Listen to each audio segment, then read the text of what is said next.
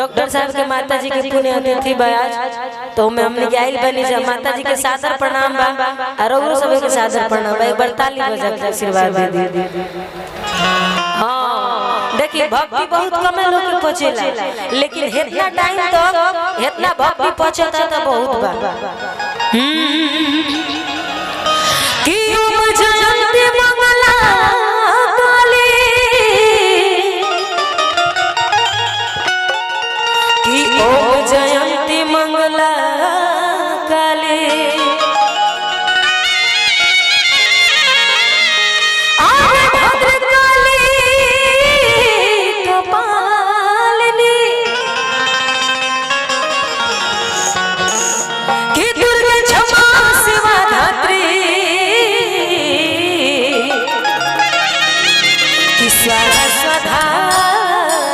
नमस्तुते।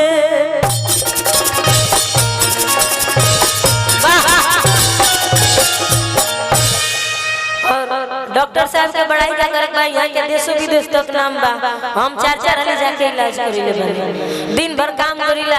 जब बुझला कि देह में ढेर दर्द होल तो जाके देह बजवा लीला। यहाँ के तरीका बा बहुत बजाए के हम अपन तो अपन मम्मियों के लिए जाके इलाज करिले बने तनी नहीं रवाई जे आ देखिए आज यहाँ के बुझात नहीं कि यहाँ के डॉक्टर साहब यहाँ के आज नेता नहीं लागत ठीक बा लेकिन नेता से ज्यादा रुपये ओइ में कमानी हम सब जानत नहीं हम ढेर कुछ ना कम सब भेद ना खोलब ठीक बा रवा के प्रणाम बा हमर ज्यादा कुछ का कई समय बहुत कम बा ता दूगो भक्ति गाना रही ऐसे शक्ति गाय के नहीं खेलो गीत गाय के नहीं खेना तो ऊ गाय के रही तो बाप रहे जमार होई तो स्टेजवा पर लेकिन ये बाकी दूगो भक्ति गा के अपन रास्ता धरे के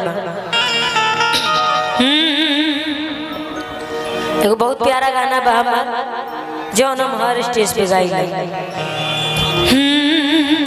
कि बघवा आखी चटा में रखवा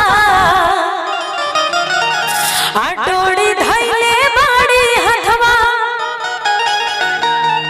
अभी बड़ भैया गोलू भैया आइल बनी उहाँ के ओरिजिनल गाना हटे तो उहे के गाना पे गाना हम गइले बनी हमरा बड़ा प्यारा ट्यून लागल कि बघवा आखी चटा में रखवा आटोरी धइले बाड़ी हथवा कि हम त सपना में सचो चमत्कार देखनी कि हम त सपना में सचो चमत्कार देखनी करत मालिनी से मैया के दुलर देखनी करत मालिनी से मैया के दुलर देखनी बघवा ही चोटा में रखवा डोरी धइले बाड़ी हथवा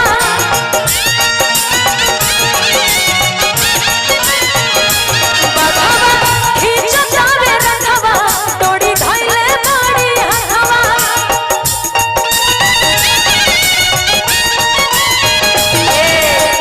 लेकिन ऐसे ना तनी रौरा हेने जाई हमरा साथे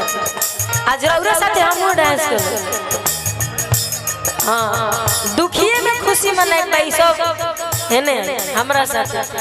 आज सपना में सचो चमत्कार देखनी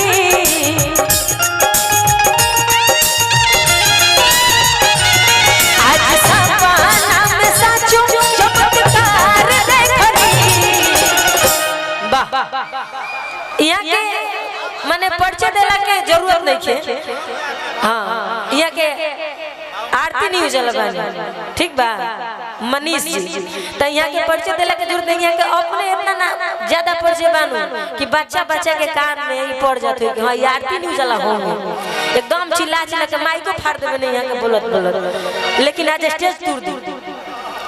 कि आज सपना में सचो चमत्कार देखनी